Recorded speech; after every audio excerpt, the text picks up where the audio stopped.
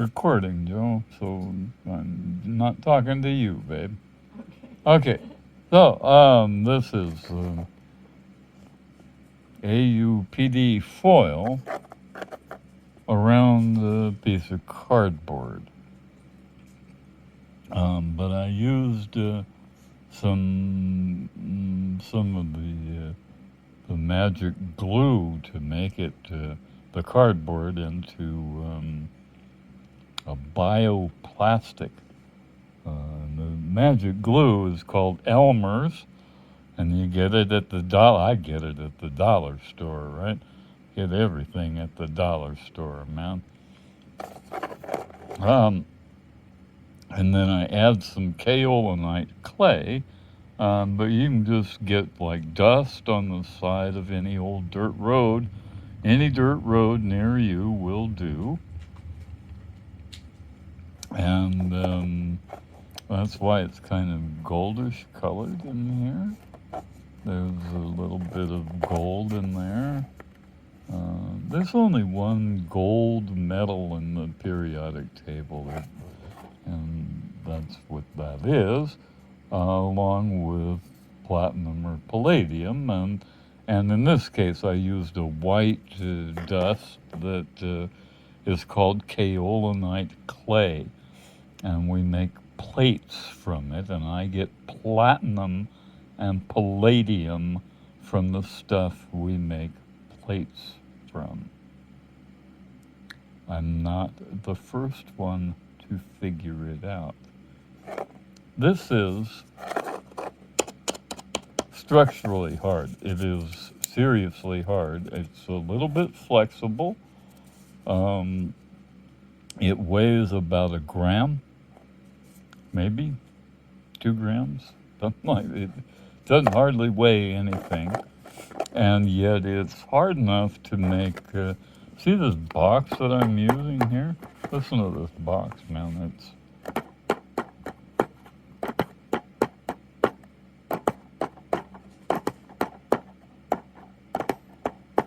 I use it as a drum. I play along with music on my phone and drum while I'm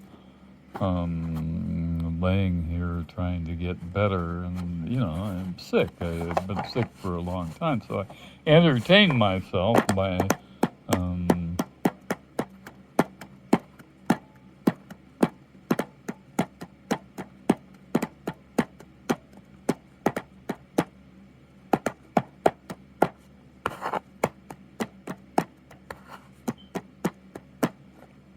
making music with my friends. AUPD comes in many forms. This was started out as a bar of recycled aluminum. So it's X beer cans, and this is probably the best thing you could do with a beer can before or after the beer is out of it. And I don't drink alcohol.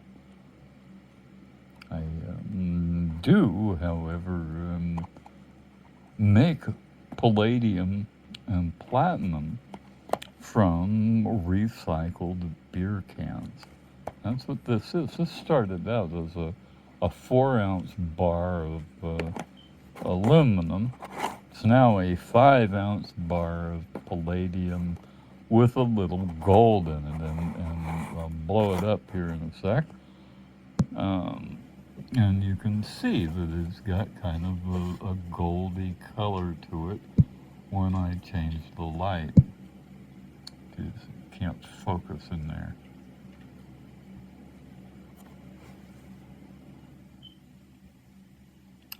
And depending on which way you're looking at it, and if I had a different light on, maybe that would be better. Got a kind of bluish colored white LED on it at the moment.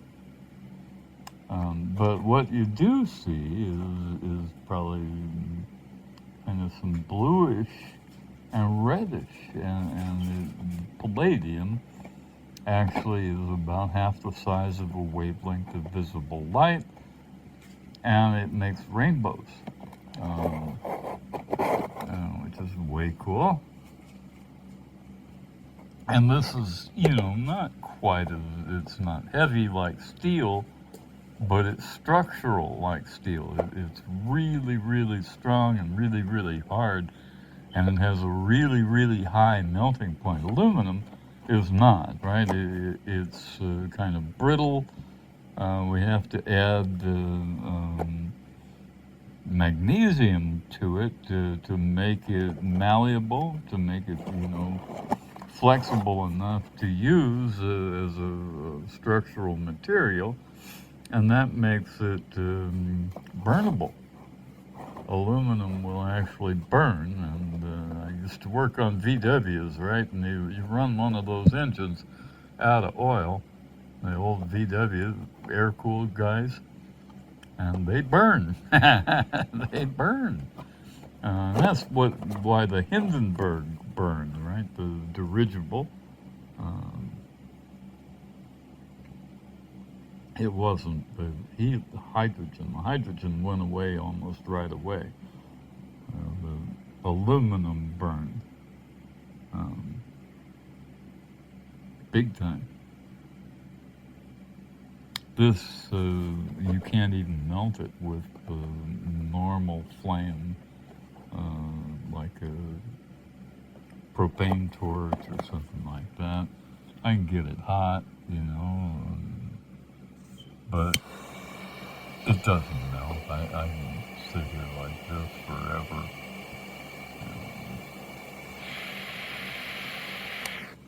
Burn my paper towel over there.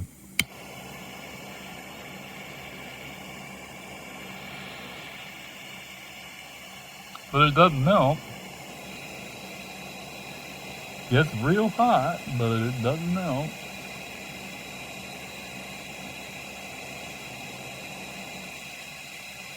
Isn't that cool, huh? Yeah, that's cool, man. And I get it out of, from the dust on the side of the road, right? It's not like rare or hard to find. It's the word is ubiquitous. The planet is covered in volcanic ash, hundreds of meters deep, layers hundreds of meters deep, and that's what this is from, and it's everywhere. And we can make cars and trucks and buses and dirigibles and anything else you can dream up, and it's absolutely free, man. It's everywhere. It's a noble metal. I'm not going to call it a precious metal. Precious means that it's rare and hard to find and expensive, and it's not. It's free. But it is a noble metal because it will not tarnish or rust. It will not go away. It rings like a bell.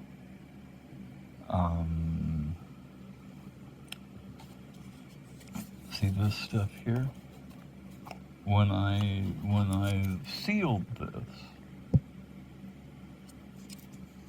and I just pinched the sides, right? I kind of draw it up and pinch the sides together, and use some Elmer's glue with my dust in there, and put it together.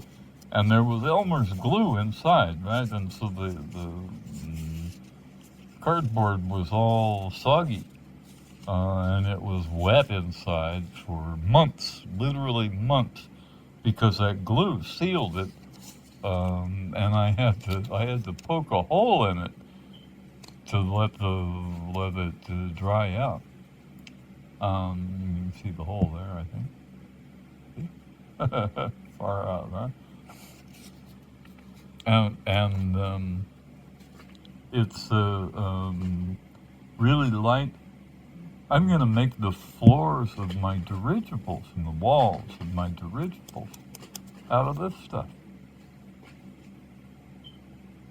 The gondola, the part you sit in. And it doesn't have to be much thicker than that.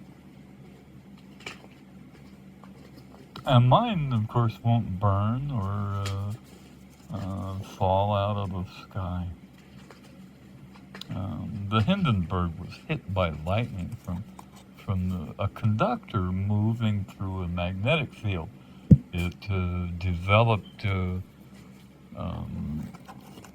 charge, a static charge, and they were passing through a storm, and they got hit by lightning right when they connected the ground cable.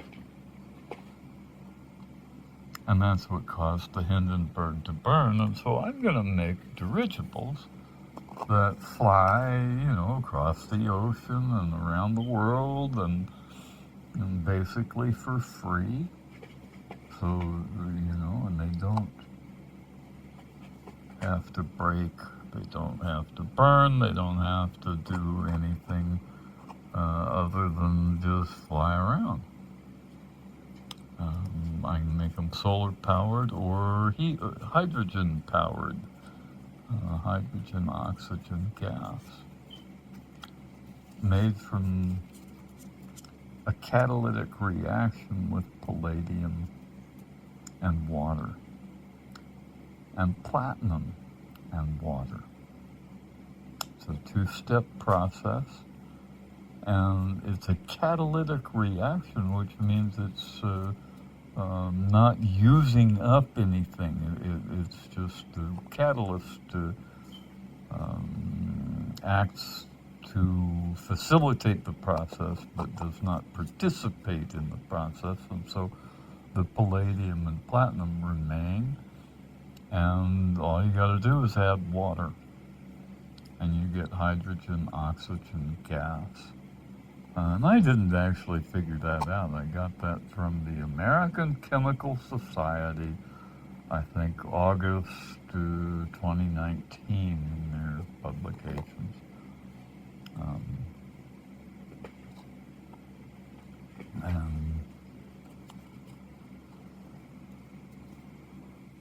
And that, brothers and sisters, will save the world.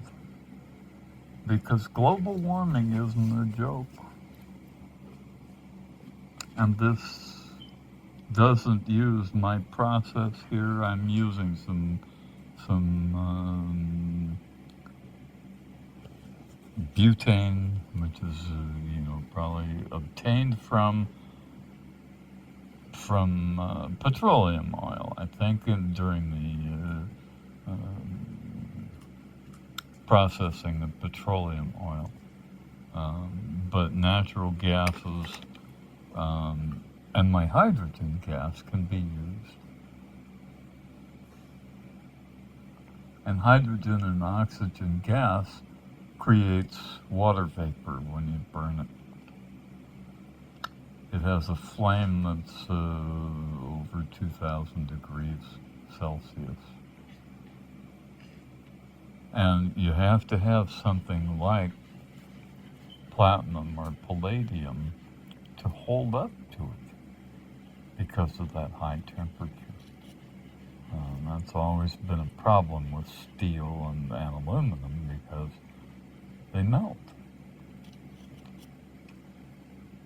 So that's how you fix things. You don't wring your hands and hope that somebody else comes along and fixes it. You gotta roll your sleeves up and get to work and find the answers. Those are the answers. That's how we do it. Hydrogen, oxygen, gas instead of petroleum oil. And the hydrogen, oxygen gas is a little gift from me and my family to you and your family.